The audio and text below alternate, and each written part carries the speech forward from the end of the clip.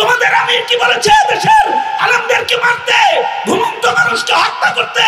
তাহলে সে আমির নয়, সে আমির নয়।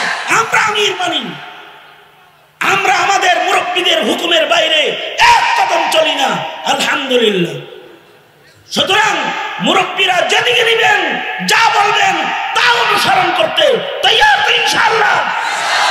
সর্বোচ্চ ত্যাগ যদি দিতে হয়, ত্যাগ দিতেও রাজি তো ইনশাআল্লাহ।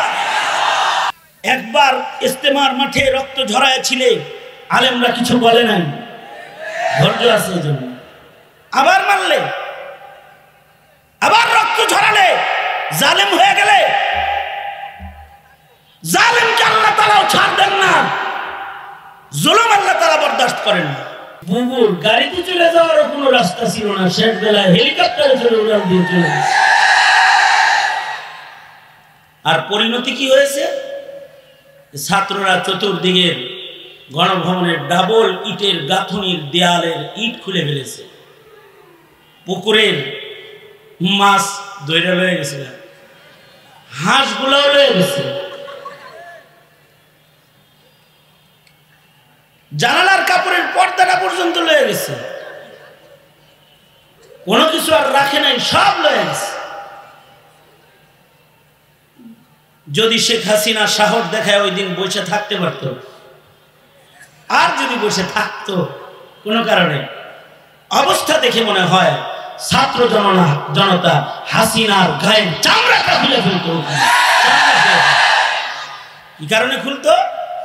জুলুম। কি কারণে? ধরে বলেন, জুলুম।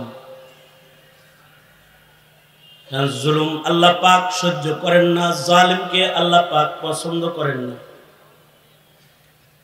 জালিম যেই হবে, জালিমের সাথে আল্লাহ নাই, আল্লাহ পাক মাজলুমের সাথে আছেন। মাজলুমের দোয়া আহাজারি আর আল্লাহ পাকের মাঝখানে কোনো পর্দা নাই। মাজলুম যেই হয় তার সাথে আল্লাহ পাকের সম্পর্ক গভীর হয়ে যায়। এ কারণেই নবীরা মাজলুম হয়েছেন, জালেম হন নাই। নবীরা কি হন নাই? নবীরা জালেম হন নাই কখনো। লক্ষ নবী, লক্ষাধিক নবী রাসূলের কেউ জালেম হন নাই, মাজলুম হয়েছে। নবীদের পরে নায়েবে নবীরাও মাজলুম হয়েছেন, জালেম হন নাই। ইমামে আজম আবু হানিফা রাহমাতুল্লাহ আলাইহি একজন থাপ্পড় মারছে, সরকারি পুলিশ অফিসার। এই দেশের পুলিশ অফিসাররাও আলেমদেরকে লাঠি দিয়ে আঘাত করেছে, হাতে হ্যান্ডকাপ লাগায়া উপরে ঝুলায়া রিমান্ড করেছে। আলেমে দ্বীনের হাত পিছনে হ্যান্ডকাপ লাগায়া হকি স্টিক সামনে ধইরা তারপরে রিমান্ড করেছে। অকথ্য ভাষায় গালিগালাজ করেছে, হাঁটুতে স্ট্যাম্প দিয়ে আঘাত করে রিমান্ড করেছে। জুলম, অন্যায়ভাবে মারধর করেছে, আলেমরা সহ্য করেছে। বিচার আল্লাহ তাআলা করেছে। বিচার কে করেছে? জোরে বলেন, আল্লাহ করেছে। কারণ মাজলুমের সাথে তো আল্লাহ। ইমামে আজম আবু হানিফাকে একজন থাপ্পড় মেরেছে পুলিশ অফিসার। ইমামে আজম বললেন, তোর গায়ে যে পরিমাণ গোশত টোস্ত দেখা যায়, আমি ইচ্ছা করলে তোকে একটা আছাড় মারতে পারি, ধরে ফুটবলের মতো তোর এরকম দিতে পারি, একটা দিলাম না, মাফ করে দিলাম। আমি ইচ্ছা করলে সরকারকে বলে তোর চাকরি শেষ করে দিতে পারি। তোরে চাকরি দেওয়া হয়েছে জুলুম বন্ধ করার জন্য, জুলুম করার জন্য না। এদেশের বাহিনী যারা চাকরি নিয়েছে এরা জুলুম করার জন্য না, জুলুম বন্ধ করার জন্য। নিষ্পাপ মানুষদেরকে হয়রানি করে জুলুম করার জন্য না, জালেমকে গ্রেফতার করার জন্য, জালেমকে তালাবদ্ধ করার জন্য। জালেমকে ধরবে বাহিনীর কাজ, জালেম যেই হোক জালেম যদি দেশের রাজা হয়, দেশের বাদশাহ যদি জুলুম করে, জালেম যদি প্রধানমন্ত্রীও হয় সেও যদি জুলুম করে, জালেম যদি এদেশের প্রধান উপদেষ্টাও হয় সেও যদি জুলুম করে, বাহিনীর অধিকার আছে জালেমকে পাকড়াও করার, গ্রেফতার করার, শাস্তির মুখোমুখি করার। এজন্যই বাহিনী জালেম ধরার জন্য।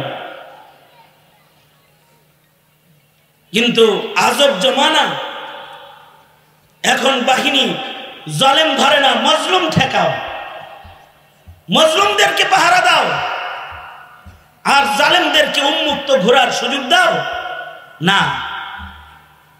আল্লাহ তাআলা এটা বরদাস্ত করেন না। পুলিশ অফিসার থাপ্পড় মারছে হযরত ইমামে আজম আবু হানিফাকে।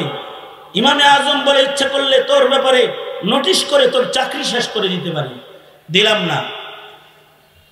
ইচ্ছে করলে বাদশার কাছে বিচার দিয়ে তোকে প্রতিশোধ নিয়ে আর একটা থাপ্পড়ও আমি মারতে পারি, কিসাস নিতে পারি, নিলাম না, মাফ করে দিলাম।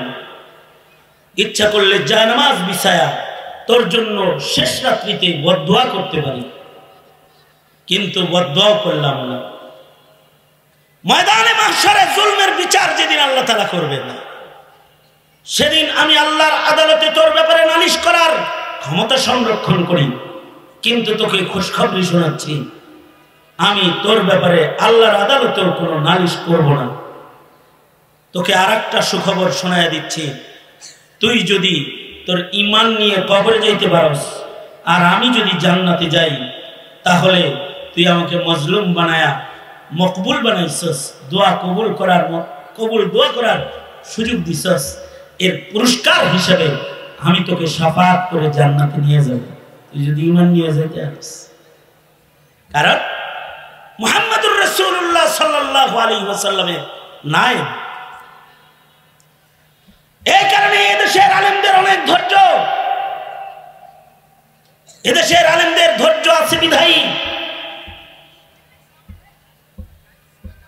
একবার ইস্তেমার মাঠে রক্ত ঝরাইছিলে, আলেমরা কিছু বলে নাই, ধৈর্য আছে এজন্য।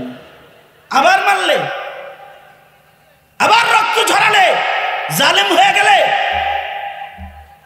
জালেমকে আল্লাহ তাআলাও ছাড় দেন না, জুলুম আল্লাহ তাআলা বরদাস্ত করেন না।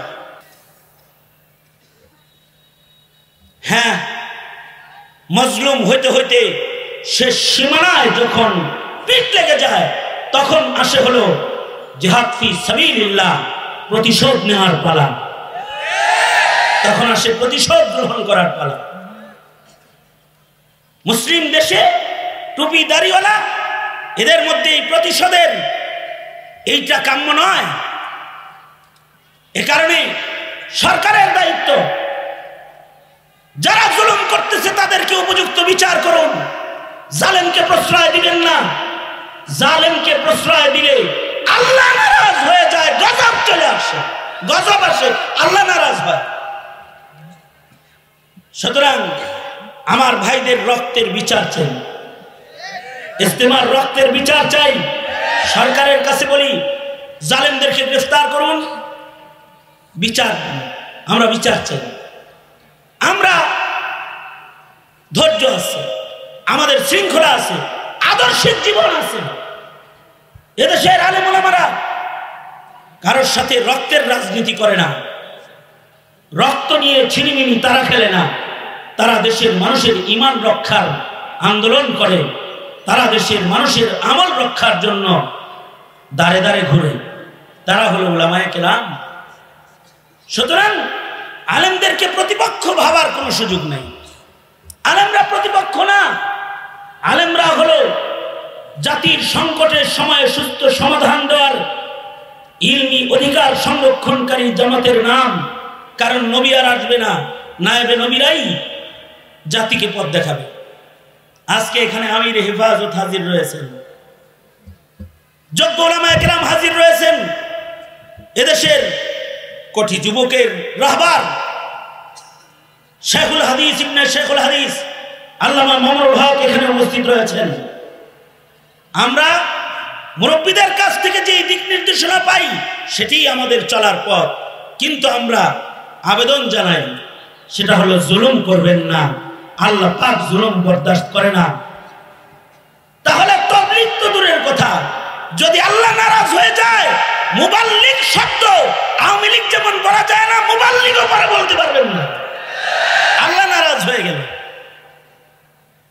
জাতি আপনাদের কাছ থেকে এটা আশা করে, জাতি আপনাদের কাছ থেকে আশা করে ধৈর্য, সবর, সহ্য।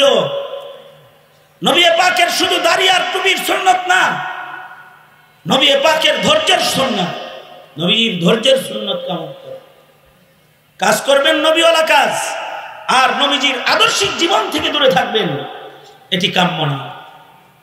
সুতরাং জুলুম করব না ইনশাআল্লাহ, আমরা জালেম হব না ইনশাআল্লাহ, মজলুম হব, জালেম হবে না। কিন্তু মুরব্বীরা যদি কোনো আহ্বান করে, ডাক দেয়, জীবন দিয়ে হলেও সে আহ্বান এবং সে দাবিকে পূরণ করার জন্য রাজপথে দাঁড়াইতে কাফন করে তৈয়ার আছেন তো ইনশাআল্লাহ? আল্লাহ তাআলা সবাইকে কবুল আর মঞ্জুর করুন, এবং আল্লাহ পাকের ধরপাকড় থেকে আমাদেরকে আল্লাহ তাআলা হেফাজত করুন। এখন আমাদের মজলিসে আলোচনা করবেন শেখুল হাদিস ইবনে শেখুল হাদিস আল্লামা মামুনুল হক সাহেব। উনি ওনার সিদ্ধান্তমূলক বক্তব্য পেশ করবেন। তাই আমি আমার বক্তব্যকে লম্বা করে ওনার বক্তব্যের সময়কে কর্তন করতে চাই না। আমি আমার উত্তরার সকল তালেবান ইলমে নবুওয়াত তথা উলামায়ে দ্বীনদেরকে বলবো, হিকমত ও ধৈর্যের সাথে পথ চলার জন্য তৈয়ার আছি তো ইনশাআল্লাহ? তৈয়ার আছি তো ইনশাআল্লাহ? আমরা মুরব্বীদেরকে মানি, আমরা আমির মানি। যারা বলো আমির মানো, তারা আমির মানো না। তোমাদের আমির কি বলেছে? দেশের আলেমদেরকে মারতে, ঘুমন্ত মানুষকে হত্যা করতে, তাহলে সে আমির নয়, সে আমির নয়।